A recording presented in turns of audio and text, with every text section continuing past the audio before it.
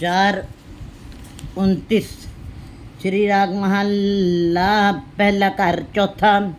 एक का सूरत जीते हैं जीव। हे प्रभु, जितने भी संसार में यहाँ पे जीव हैं, सबके अंदर तुमने समझ डाली है, तुमने सूरत डाली है। सूरत विहूणा कोई न क्यों, इस समझ के बगैर तुमने किसी को नहीं पैदा किया। सबके अंदर तुमने समझ डाली है। सूरत के बगैर, समझ के बगैर कोई भी नहीं है। यही सूरत तेहा तिन्नाओ रहो। जैसी सूरत है किसी की अंदर पड़ी है, वैसा ही उसका रहन सहन हो जाता है, वैसी ही उसकी जीवन शैली हो जाती है। उसका उठना बैठना, खाना पीना, उसका सब कुछ उसकी सूरत के अनुसार चलता है। यही सूरत तेहा तिन रहो। जैसी सूरत जैसी समझ है, वैसा उनका जीवन स्तर हो जाता है। लेखा इको आओ जा। लेकिन हे परमात्मा, हे प्रभु, तुमने सबका लेखा एक ही जैसा बनाया है। लेखा सबका होगा और सब जीवों को इस संसार में आवागमन का चक्र काटना ही पड़ेगा। आने और जाने का ये चक्र सबके ऊपर चलेगा। वो सबके लिए एक समान है। काहे जी करे चतुराई। हे परमात्मा, जब यही सब एक जैसा सब चल रहा है, एक ही जैसी सूरत तुमने डाली और सूरत के बगैर कोई नहीं है, और आने जाने का चक्र भी सबका एक समान है। जो जन्म लेगा वो मरेगा, और संसार में आवागमन का चक्र काट लगाना है। तो ये जीव काहे की चतुराई करते, क्यों वो चतुराई दिखाते हैं, किस बात की वो अपनी अहंकार करते हैं। काहे जी करे चतुराई। संसार में हम देखते रहते हैं कि चतुराई लोग करते हैं, चतुराई दिखाते हैं। हे प्रभु, तुम्हारे लेने देने में तो कभी ढील नहीं हुई है। कहते हैं एक तिल नहीं पन्ने काले। वो एक तिल मात्र भी किसी की घालना को गंवाता नहीं है, उसमें ढील नहीं छोड़ता है। लेवे देवे टिल ना पाई। वो परमात्मा सबको, सबके कर्मों को देखता है और लेने देने में कोई ढील नहीं रखता है, तुरंत कर देता। तत्काल रहो तेरे जी जिया का ओहे। हे परमात्मा, ये जीव तुम्ही ने बनाए हैं और ये जीव तुम्हारे ही हैं। तेरे जी जिया का तो है, और सारे जीवों की संभाल भी तुम ही करने वाले हो, रक्षक भी तुम ही हो, और तुम ही उन सबके स्वामी भी हो। कित को साहेब आवे रोहे। हे प्रभु, फिर किन्हीं जीवों के ऊपर तुम क्यों क्रोध करते हो, क्यों तुम रोष करते हो, क्यों उनसे नाराज रहते हो। ऐसा कैसे हो जाता है। कित को साहेब रोवे रोहे, ये तू साहेब है आवे रोहे। हे परमात्मा, अगर जो तुमने उनको, उन जीवों को रुलाया है, उनके ऊपर नाराज हुए हो, उनके ऊपर रोष अगर जो कर रहे हो, ये तू साहेब आवे रोहे, तू उन्ना का तेरे हो। चाहे वो रो भी रहे हैं, चाहे आप उनके ऊपर क्रोध को गुस्सा भी कर रहे हैं, फिर भी हे प्रभु, वो जीव तुम्हारे ही हैं। तू उन्ना का, तू उनका स्वामी है, तुम ही उन्हीं के हो, और तेरे ओए, और उनको भी तुम्हारा ही आधार है, तुम्हारा ही आसरा है। बिल्कुल जैसा बालक भाई सुभाए, लख अपराध कमावे, कर उपदेश चिड़के वो पाती, बहुल पिता गल्लावे, पिछले अगुण बख्श ले, प्रभ आगे मार्ग पावे। बच्चा चाहे जितने भी अवगुण कर ले, पिता डांटता है, फटकारता है, लेकिन बाद में फिर भी गले लगा लेता है, चाहे जितना अवगुणों से भरा हुआ बच्चा है। बिल्कुल इसी प्रकार वो परमात्मा भी कहते, हे प्रभु, तुम भी उनके स्वामी हो, तुम उनकी संभाल करने वाले हो, तुम ही उनके रक्षक हो। तू उन्ना का, उनके लिए और कोई सहारा नहीं, उनका कोई और आधार नहीं, उनके लिए तुम ही एक थम्मन हो, तुम ही एक बिंब का काम कर रहे हो। जो मंदिर को थामे थम्मन, तो गुरु का शब्द मने अस्थम्मन। इसी प्रकार गुरु पार ब्रह्म दोनों ही जीवों के थम हैं, बिंब हैं, सहारा हैं, जिनके सहारे वो संसार में तुम्हारे टेक लेकर के, तुम्हारा विलंब लेकर के चल रहे हैं। हे स्वामी, तुम उन्हीं के हो और उनकी वो तुम्हारे हैं। इसलिए तुमको उनकी संभाल करनी पड़ेगी, उनके अवगुणों को बख्शना पड़ेगा, उनकी बुराइयों को उनकी बुराइयों को से ओझल उनको करना पड़ेगा, उनकी बुराइयों को अंदर नहीं लेना पड़ेगा। उनकी बुराइयां देखते हुए भी उनका तुम बुराइयों को निकाल दोगे, निराश नहीं करोगे हे परमात्मा, क्योंकि वो जीव भी तुम्हारे ही, तुम्ही ने उनको बनाया है और तुम ही उनके स्वामी हो, और कोई दूसरा संसार में है ही नहीं तेरे जैसा। अति बोल बिगाड़ बिगाड़े बोल।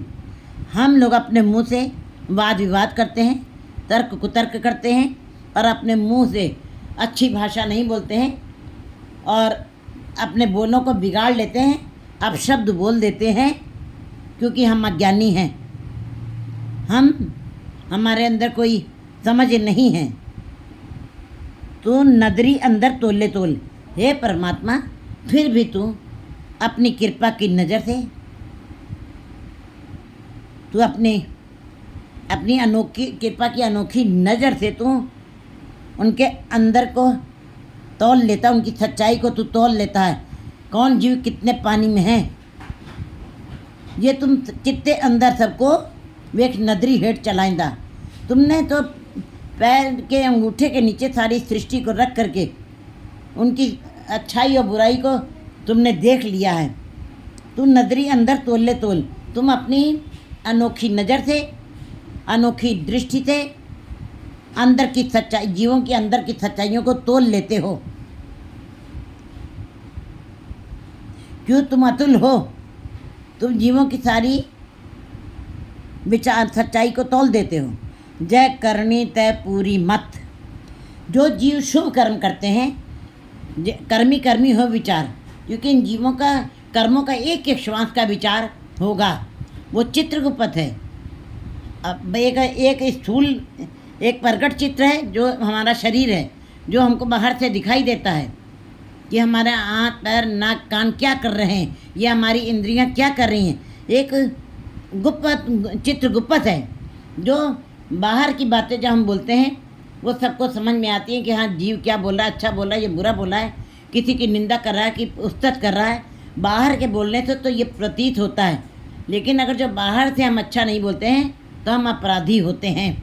अपराधी बड़े कम दिखाई देंगे, लेकिन अंदर के विचार, कर्मी कर्मी हो विचार, चित्रगुप्त जो है वो अंदर के भी तुम्हारे विचारों को पढ़ रहा है, इसीलिए वो गुप्त का है चित्रगुप्त।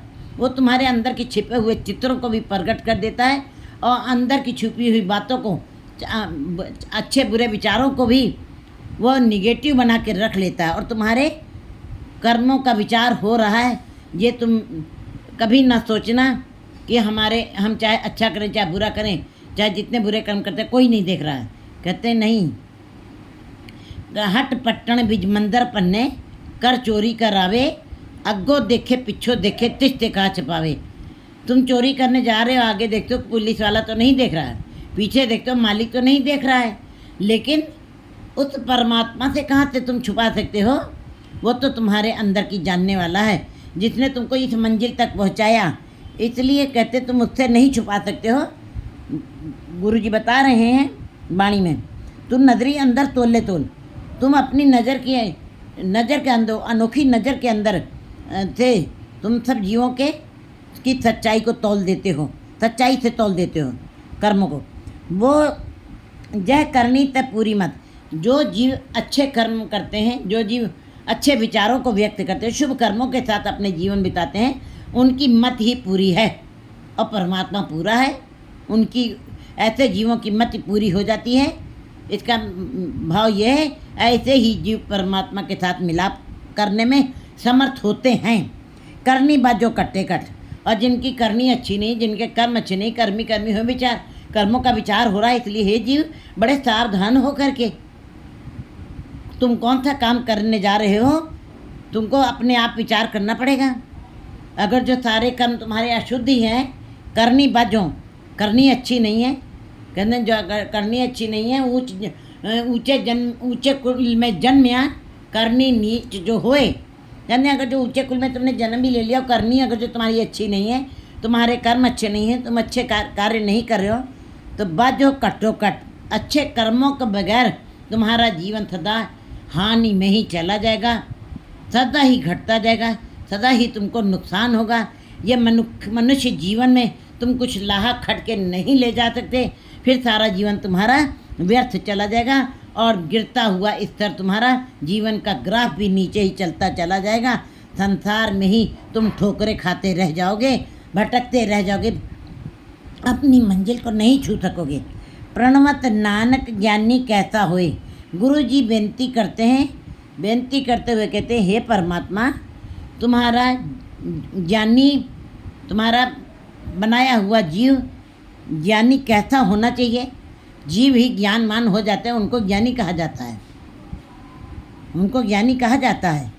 कहते हैं कि मैं तुम्हारे आगे बेनती है परमात्मा, गुरु जी कहते हैं कि ज्ञानी कैसा होना, पूछ रहे हैं ज्ञानी कैसा होना चाहिए। कहते हैं आप पछाणे बूझे सोए। वाणी में बताया हुआ है कि ज्ञानी किसको कहते हैं, ज्ञानवान होते हुए, अक्लमंद होते हुए, बहुत सारा ज्ञान बोध रखते हुए, सियानप वाली बुद्धि रखते हुए, लेकिन अपने अंदर की भी सूझ उसको हो, अपने गिरेबान में उसने सिर नीवा करके देखा हो, अपने अंदर की समझ सूझ उसको प्राप्त हो कि हम कितने पानी में बैठे हैं, क्योंकि हम देखा तो डूबी हले। हम अपने आप पे जब नज़र मारते हैं तो हमको ऐसे महसूस होता है कि हम भी अभी उस कीचड़ से निकले नहीं हैं, वो कीचड़ अभी हमें छू रहा, काम करो लोभ अहंकार रूपी कीचड़ से हम बाहर नहीं निकले, वो दलदल में अभी भी हम फंसे हैं। जो इन बातों को समझ लेता है और निकल जाता है, जो अपने आप की पहचान कर लेता है, आप पहचाने, अपने अंदर की पहचान जरूर होनी चाहिए। दूसरों की बुराइयाँ देखने से पहले अपने अंदर की बुराइयों को देखने, अपने अंदर के अवगुणों को निकालने की कोशिश करनी चाहिए। बूझे तो ही कहते हैं, जो अपने अंदर की बुराइयों को देख लेता है, अपने अंदर की समझ सूझ रख लेता है, अपने अंदर का बोध जिसको हो गया है, वही ज्ञानी कहलाने का हकदार है, अन्यत्र कोई भी नहीं। गुर प्रसाद करे विचार तो ज्ञानी दरगह परवान। जो गुरु की कृपा से, गुरु के शब्द के अनुसार, उनके उपदेशों के अनुसार चलेगा, उनके उपदेशों को, गुरु के शब्द को अपने अंदर ग्राह्य करेगा, सुनिया मनिया मन कीता भाव। सुनना अलग चीज़ है, गुरु के शब्द को मानना भी अलग चीज़ है, लेकिन विचार अगर जो नहीं किया तो सुना हुआ और कहा हुआ तब हवा में उड़ जाएगा, उसका कोई अर्थ नहीं है, उसका तिल मात्र में तुमको फल नहीं मिलेगा। इसका मतलब है कि गुरु के शब्द को सुनना भी है और पढ़ना भी है और विचार भी करना। अंतर्गत तीर्थ मल नाव, हृदय को चाके छुए वो शब्द, दर्शन परसन सरसन हर्षन रंग रंगी करतारी रे। ये जो जीवात्मा रूपी वस्त्र है, ये तुम्हारा परमात्मा के रंग में रंग जाए, करतार के रंग में रंग जाए।